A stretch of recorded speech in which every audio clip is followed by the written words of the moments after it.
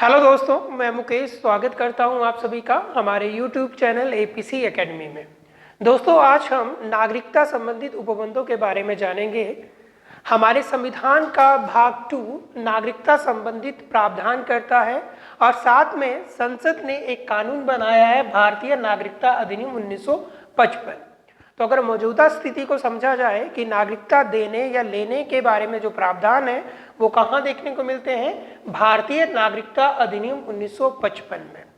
तो आज इन्हीं के बारे में जानते हैं कि हमारा संविधान जो है वो किस प्रकार से नागरिकता का प्रावधान करता है और ये कानून जो है किस प्रकार से नागरिकता प्रदान या छीनने की बात करता है। ठीक है, तो दोस्तों नागरिकता को संविधान में एक्सप्लेन करना इसलिए भी जरूरी था क्योंकि हमारे संविधान में कुछ ऐसे अधिकार हैं जो केवल नागरिकों को ही प्राप्त हैं। जैसे कि आपके कोई सर्वोच्च पदाधिकारी में जो अगर कोई पात्रता करता है, यानी आपके राष्ट्रपति बनने के लिए या मेंबर ऑफ पार्लियामेंट बनने के लिए, एमएलए बनने के लिए योग्यता में ये चीज़ लिखी गई है कि व्यक्ति भारतीय नागरिक ही होना चाहिए। ठीक है, और दूसरा हमारे कुछ ऐसे फंडामेंटल राइट्स हैं जो केवल भारतीय नागरिकों को ही प्राप्त है। जैसे आपका आर्टिकल 15, 16, 19, 29 और 30, ये जो फंडामेंटल राइट्स हैं ये केवल भारतीय नागरिकों को ही प्राप्त है। तो इनके लिए पहले नागरिकता का परिभाषित होना जरूरी था कि भारत का नागरिक कौन होगा, ठीक है, और किन्हें ये अधिकार प्राप्त होंगे। आर्टिकल 15, 16, 19, 29 और 30 में जो आपके फंडामेंटल राइट्स हैं। तो स्टार्टिंग में जब संविधान बनाया गया तो संविधान के भाग 2 में नागरिकता के बारे में प्रावधान किए गए। भाग 2 के आर्टिकल 5, 6, 7, 8, 9, 10 और 11, ये जो 5 से लेके 11 आर्टिकल्स हैं ये नागरिकता के बारे में प्रावधान करते हैं। आर्टिकल 5 से लेके 8 ये जो आर्टिकल्स हैं ये उस टाइम पे नागरिकता के बारे में प्रावधान करते हैं जब संविधान लागू हुआ था, कि जब संविधान लागू होगा तब भारत का नागरिक कौन होगा, किसे भारतीय नागरिक माना जाएगा, ये आर्टिकल उसके बारे में प्रावधान करते हैं। अगर मौजूदा स्थिति की बात करें तो आर्टिकल 5 से लेके 8 जो है अभी इम्प्लीमेंटेड नहीं है, ये लागू नहीं है। मौजूदा स्थिति में नागरिकता देने और लेने के बारे में प्रावधान जो है वो भारतीय नागरिकता अधिनियम 1955 में किए गए हैं। ठीक है, तो आर्टिकल 5 जो था, आर्टिकल 5 के तहत उन्हें नागरिकता दी गई 26 जनवरी 1950 से, जिसका जन्म जो है वो भारत में हुआ है। इस डेट से यानी हमारे संविधान लागू होने के पश्चात जो व्यक्ति भारत में पैदा होगा उसे भारतीय नागरिकता दी जाएगी आर्टिकल 5 के तहत, या फिर जिसके माता पिता भारतीय हो, ठीक है, या जिसका जन्म भारत में हुआ हो या जिसके माता या पिता भारतीय हो, या फिर वो 5 वर्षों से भारत में निवास कर रहा हो, उन्हें आर्टिकल 5 के तहत जो है नागरिकता प्रदान की गई थी। मैं बात कर रहा हूं आर्टिकल 5 की, तो आर्टिकल 5 मौजूदा स्थिति को हल नहीं करता है, ये उस टाइम की बात करता है जब संविधान लागू हुआ था। 1950 से लेके 1955 तक आर्टिकल 5 के तहत नागरिकता प्रदान की गई। जो व्यक्ति भारत में पैदा हुआ है या जिसके माता पिता भारतीय हैं या जिसे भारत में 5 वर्ष से ऊपर जो है निवास करते हुए हो गए हो, उन्हें भारतीय नागरिकता दी गई।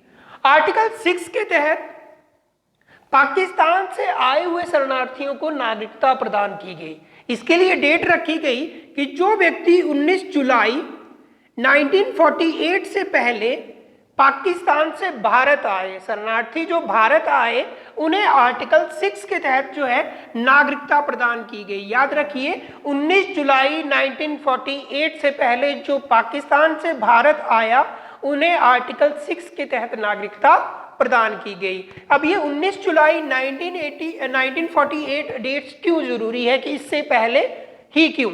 देखिएगा, 19 जुलाई 1948 में भारत और पाकिस्तान में परमिट सिस्टम जो था वो लागू किया गया था। अब इस परमिट सिस्टम के तहत जो है नागरिकता दी जानी थी, यानी 19 जुलाई 1948 के बाद यदि कोई व्यक्ति पाकिस्तान से भारत आता है या भारत से पाकिस्तान जाता है तो उसे परमिट सिस्टम के आधार पे नागरिकता दी जानी थी, और जो इससे पहले आया है उसे आर्टिकल 6 के तहत डायरेक्टली भारत की नागरिकता दे दी गई। परमिट सिस्टम के आधार पे यदि व्यक्ति पाकिस्तान से भारत आना चाहता है तो उसे पहले पाकिस्तान में ये चीज लिखवानी होगी, परमिट लेना होगा, इंडिया का परमिट लेना होगा, और परमिट लेने के बाद 6 महीने के बाद उसे भारतीय नागरिकता प्रदान की जानी थी। ठीक है, आपने याद रखना है कि आर्टिकल 6 के तहत जो है वो 19 जुलाई 1948 से पहले आए हुए पाकिस्तान से शरणार्थियों को भारतीय नागरिकता प्रदान की गई थी। क्लियर? अब आर्टिकल 7 क्या कहता है? आर्टिकल 7 के तहत भी यदि कोई व्यक्ति पहले भारत से पाकिस्तान गया, फिर पाकिस्तान में कुछ समय बिताने के बाद वो दोबारा से भारत आया, उन्हें भारतीय नागरिकता प्रदान की गई। इट मीन्स आर्टिकल 7 के तहत पाकिस्तान गए हुए भारतीयों को भारतीय नागरिकता प्रदान की गई थी, और इसके लिए भी डेट रखी गई थी कि 19 जुलाई 1948 से पहले ऐसे भारतीय जो पहले पाकिस्तान चले गए थे फिर दोबारा से भारत वापस आए 19 जुलाई 1948 से पहले, उन्हें आर्टिकल 7 के तहत नागरिकता प्रदान की गई। तो आर्टिकल 7 के तहत उन भारतीयों को नागरिकता प्रदान की गई जो पहले पाकिस्तान चले गए थे और 19 जुलाई 1948 से पहले भारत वापस आ गए। क्लियर? नेक्स्ट है आर्टिकल 8। तो दोस्तों आर्टिकल 8 के तहत उन भारतीय मूल के व्यक्तियों को नागरिकता प्रदान की गई जो विदेशों में रहते हैं, जो मूलतः भारतीय हैं और वो विदेशों में रहते हैं, उन्हें आर्टिकल 8 के तहत भारतीय नागरिकता प्रदान की गई। यानी भारतीय मूल के विदेशियों को भारतीय नागरिकता आर्टिकल 8 के तहत प्रदान की गई। ठीक है, ऐसे भारतीय जो मूलतः भारतीय थे बट वो काफी समय से विदेशों में रहते थे, तो उन्हें भारतीय नागरिकता प्रदान करने का प्रावधान आर्टिकल 8 के तहत किया गया। उन्हें बोला गया कि आप इंडियन एम्बेसी में अपने आप को रजिस्टर करवाइए और उसके बाद तुरंत आपको भारतीय नागरिकता प्रदान की जाएगी आर्टिकल 8 के तहत। तो दोस्तों ये जो आर्टिकल 5 से लेके 8 है ये वर्तमान में नागरिकता प्रदान करने का प्रावधान नहीं करते हैं। वर्तमान में नागरिकता जो प्रदान की जाती है वो भारतीय नागरिकता अधिनियम 1955 के तहत प्रदान की जाती है।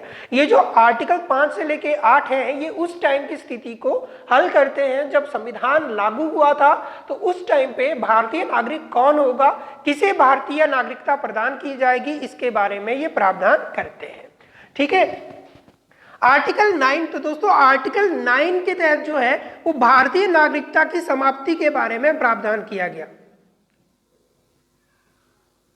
ठीक है, कि ये भारतीय नागरिकता समाप्त मानी जाएगी।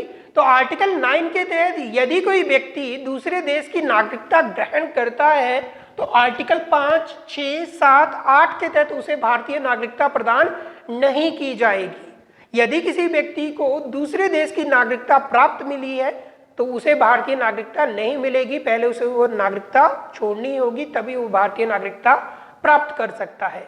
आर्टिकल 9 ये प्रावधान करता है कि यदि कोई भारतीय नागरिकता प्राप्त कोई व्यक्ति जो है दूसरे देश की नागरिकता ग्रहण कर लेता है तो उसकी नागरिकता स्वयं ही समाप्त मानी जाएगी। ये आर्टिकल 9 में लिखा गया है। इसके आगे है दोस्तों आर्टिकल 10। आर्टिकल 10 में ये बात कही गई है कि संसद द्वारा बनाई गई विधि के अतिरिक्त अन्य को किसी भी तरह से भारतीय नागरिकता की समाप्ति नहीं की जा सकती। ठीक है, और ये बताया गया है कि आपकी नागरिकता युद्ध के समय, निर्वाचन के समय, आपातकाल के समय समाप्त नहीं की जा सकती।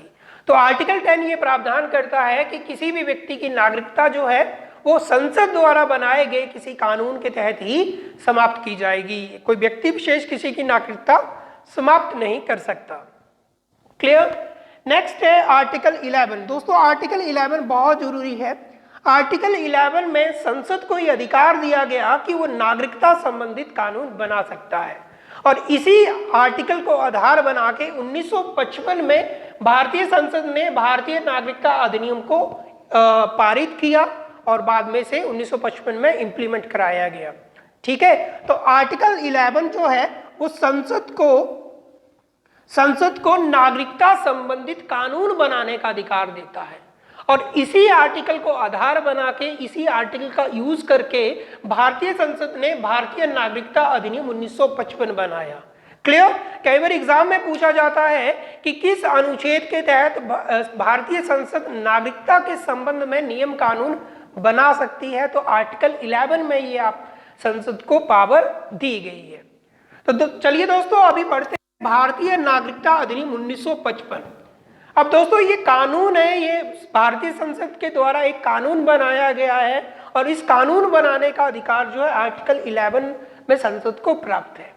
अब इस कानून के तहत जो है भारत में एकल नागरिकता का प्रावधान है। भारत में कौन सी नागरिकता का प्रावधान है? एकल नागरिकता का प्रावधान है, जो कहां से लिया गया है? ब्रिटेन के संविधान से लिया गया है। इट मीन्स कि सभी व्यक्ति क्या है? केवल भारतीय हैं। राज्य स्तर पे उनका कोई स्टेटस नहीं है। इट मीन्स वो हिमाचली नहीं है, ठीक है, कोई पंजाबी नहीं है, वो क्या होंगे? केवल भारतीय होंगे। और इस कानून के तहत जो है 5 प्रकार से नागरिकता प्रदान की जाती है। कितने प्रकार से? 5 प्रकार से। तो पहला आधार है जन्म के आधार पर नागरिकता। जन्म के आधार पर नागरिकता, ठीक है। तो दोस्तों इस कानून में ये लिखा है, क्लाउज नंबर 3 में ये लिखा है 3, 4, 5, 6, 7 क्लाउज नंबर, इस कानून के क्लाउज नंबर 3 में लिखा है कि यदि कोई व्यक्ति भारतीय संविधान लागू होने के पश्चात भारत में पैदा होगा तो उसे भारतीय नागरिकता प्रदान की जाएगी। याद रखिए दोस्तों, इस कानून के तहत यदि कोई व्यक्ति संविधान लागू होने के पश्चात भारत में पैदा होगा तो उसे भारतीय नागरिकता प्रदान की जाएगी। क्लियर? इसका जो प्रिंसिपल लॉ था, जो मूलतः कानून था, उसमें ये बात लिखी गई थी। बाद में इसमें संशोधन भी किया गया है, ठीक है। तो इसमें बाद में फिर 1986 में संशोधन आता है। क्लाउज नंबर 3 में 1986 में संशोधन किया जाता है। याद रखिए इसमें शुरू में क्या था कि जो व्यक्ति संविधान लागू होने के बाद भारत में पैदा होगा उसे भारतीय नागरिकता दी जाएगी। तो इसमें क्या हो रहा था? कुछ विदेशी यहाँ पे आ रहे थे, उनके बच्चे यहाँ पैदा हो रहे थे, तो उन्हें भी भारतीय नागरिकता मिल रही थी। बाद में से सुधारा गया। कब सुधारा गया? 1986 में। तो 1986 में ये बात कही गई कि जन्म लिए हुए बच्चे के माता या पिता दोनों में से एक क्या होना चाहिए? भारतीय होना चाहिए। क्लियर? तो 1986 जो भारतीय नागरिकता अधिनियम संशोधन था, इसके तहत इसमें क्लाउज नंबर 3 में ये लिखा गया कि जन्म लिए हुए बच्चे के माता या पिता, ये दोनों में से कोई एक भारतीय होना चाहिए, तभी उसे भारतीय नागरिकता प्रदान की जाएगी इस क्लाउज के अंडर। क्लियर? उसके बाद इसी क्लाउज में 2003 में दोबारा से संशोधन किया गया। ये बोला गया कि जन्म लिए हुए बच्चे के माता या पिता, इनमें से यदि कोई विदेशी है तो वो वैलिड माइग्रेंट होना चाहिए, यानी वो वैध प्रवासी होना चाहिए, उसके पास वैलिड डॉक्यूमेंट होने चाहिए। यदि वो अवैध अप्रवासी है तो उसके बच्चे को भारतीय नागरिकता प्रदान नहीं की जाएगी। क्लियर? तो याद रखना, भारतीय नागरिकता अधिनियम 1955 के क्लाउज नंबर 3 के तहत यदि कोई व्यक्ति भारत में पैदा होगा तो उसे भारतीय नागरिकता मिलेगी, परंतु 1986 के संशोधन के बाद जन्म लिए हुए बच्चे के माता या पिता दोनों में से एक को क्या होना चाहिए? भारतीय होना चाहिए। और संशोधन 2003 के तहत माता या पिता में से यदि कोई विदेशी है, एक विदेशी है, तो वो जो विदेशी होगा वो वैध प्रवासी होना चाहिए, उसके पास वैलिड डॉक्यूमेंट होने चाहिए। क्लियर? तो ये था पहला आधार, जन्म के आधार पर भारतीय नागरिकता। उसके आगे है दोस्तों वंश के आधार पर भारतीय नागरिकता। वंश के आधार पर भारतीय नागरिकता। तो दोस्तों इस क्लाउज के तहत यदि कोई भारतीय नागरिकता प्राप्त कोई दंपत्ति भारत से बाहर अपने बच्चों को जन्म देती है तो जन्म लिए हुए बच्चे को भारतीय नागरिकता प्रदान की जाएगी। याद रखिए, भारतीय नागरिकता प्राप्त कोई दंपत्ति, यानी यदि कोई भारतीय पुरुष जो है वो विदेश में अपने बच्चों को जन्म देगा तो उनके बच्चों को भारतीय नागरिकता मिलेगी। ठीक है। अब इस क्लाउज में भी संशोधन हुआ है 1902 में। स्टार्टिंग में जो आपका प्रिंसिपल लॉ था उसमें ये बात लिखी थी कि पिता के वंश के आधार पे नागरिकता मिलेगी, परंतु 1992 में ये बात सुधारी गई और यहाँ पे माता के वंश के आधार पे भी बच्चों को भारतीय नागरिकता प्रदान की गई। यानी अगर भारतीय महिला कोई विदेशी के साथ शादी करती है और अपने बच्चों को विदेश में जन्म देती है तो उनके बच्चों को भी भारतीय नागरिकता प्रदान की जाएगी 1992 के बाद। क्लियर? वैसे स्टार्टिंग में क्या था कि पिता के वंश के आधार पे ही भारतीय नागरिकता प्रदान की जाती थी। तो इस क्लाउज को याद रखिएगा। दूसरा आधार क्या है? वंश के आधार पे भारतीय नागरिकता। नेक्स्ट है पंजीकरण के आधार पर नागरिकता। पंजीकरण के आधार पर नागरिकता। यदि कोई भारतीय नागरिकता प्राप्त कोई पुरुष विदेशी के साथ शादी करता है तो और शादी के बाद वो भारत में निवास करते हैं, ठीक है, तो उन्हें यहाँ पे इनका क्या होगा? पंजीकरण होगा, उनकी शादी यहाँ पे रजिस्टर्ड होगी, तो उस आधार पे उस महिला को भारतीय नागरिकता प्रदान की जाएगी। पंजीकरण के लिए कंडीशन है इस कानून के तहत कि व्यक्ति को कम से कम भारत में 7 वर्षों तक निवास करना होगा, उसके बाद उसे भारतीय नागरिकता प्रदान की जाएगी। तो ये याद रखिएगा, पंजीकरण के माध्यम से नागरिकता प्राप्त करने के लिए व्यक्ति को भारत में कम से कम 7 वर्षों तक निवास करना होगा। क्लियर हो गया? नेक्स्ट पॉइंट है क्लाउज नंबर 6 और इसमें जो है देशीयकरण के माध्यम से नागरिकता प्रदान की जाती है। नेक्स्ट आधार है देशीयकरण के आधार पर नागरिकता। ठीक है, अब देशीयकरण क्या है? देखिएगा, इसके तहत इंडियन गवर्नमेंट जो है, इंडियन गवर्नमेंट का जो हमारा गृह मंत्रालय है वो किसी भी व्यक्ति को एक प्रमाण पत्र जारी करेगा, देशीयकरण का प्रमाण पत्र, जिसके तहत उसे भारतीय नागरिकता प्रदान की जाएगी। ठीक है, तो देशीयकरण के आधार पर भारतीय नागरिकता प्राप्त करने के लिए व्यक्ति को भारत में कम से कम 10 वर्षों तक निवास करना होगा।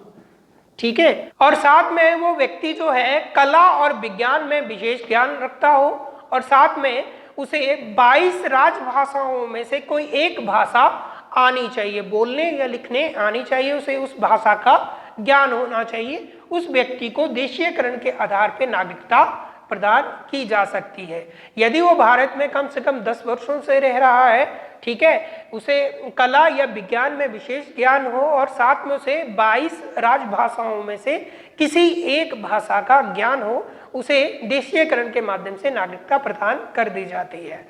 इसमें संशोधन आया था, भारतीय नागरिकता संशोधन अधिनियम 2019। इसके तहत 3 देशों के जो अल्पसंख्यक होंगे, 6 समुदाय के जो लोग होंगे, उनके शरणार्थियों को देशीयकरण के आधार पर नागरिकता जो है वो 5 वर्षों के बाद प्रदान की जाएगी। इसमें स्पेसिफाइड था कि पाकिस्तान, बांग्लादेश और अफगानिस्तान, इनके 6 समुदाय, कौन कौन से? हिंदू, ईसाई, जैन, बौद्ध, पारसी, इनके जो शरणार्थी होंगे वो यदि भारत में 5 वर्षों तक निवास करते हैं तो उनके बाद उन्हें देशीयकरण के माध्यम से नागरिकता प्रदान की जाएगी। तो याद रखिएगा, 3 देशों के ये 6 समुदाय के जो लोग हैं, यदि वो भारत में केवल 5 वर्ष तक निवास करते हैं तो इस कानून के तहत उन्हें भारतीय नागरिकता प्रदान की जाएगी। क्लियर हो गया? इसके बाद है क्लाउज नंबर 7, वो है भूमि विस्तार के माध्यम से। भूमि विस्तार के माध्यम से तो भारतीय नागरिकता जो है वो भूमि विस्तार के माध्यम से भी प्रदान की जाती है। यदि भारत संघ में कोई नया राज्य शामिल होता है, कोई विदेशी राज्य शामिल होता है, तो उस राज्य के जो निवासी होंगे उन्हें भी भारतीय नागरिकता प्रदान की जाएगी। मान लीजिए अभी भूटान जो है वो भारत संघ में मिलता है, तो भूटान के जो लोग हैं उन्हें भी भारतीय नागरिकता प्रदान की जाएगी। तो भारतीय नागरिकता जो है वो भूमि विस्तार के माध्यम से भी प्रदान की जाती है। ठीक है दोस्तों, तो इस अधिनियम के तहत जो है वो 5 आधार पे नागरिकता प्रदान की जाती है। याद रखिएगा, जन्म के आधार पे, वंश परंपरा के आधार पे, पंजीकरण के आधार पे, देशीयकरण के आधार पे और भूमि विस्तार के आधार पे, इन आधार पे भारतीय नागरिकता प्रदान की जाती है। क्लियर दोस्तों? तो मैं उम्मीद करता हूं कि आपको ये वीडियो पसंद आया होगा। यदि आपको ये वीडियो अच्छा लगे तो हमारे इस वीडियो को लाइक, शेयर और कमेंट करें और हमारे चैनल को सब्सक्राइब करें। धन्यवाद।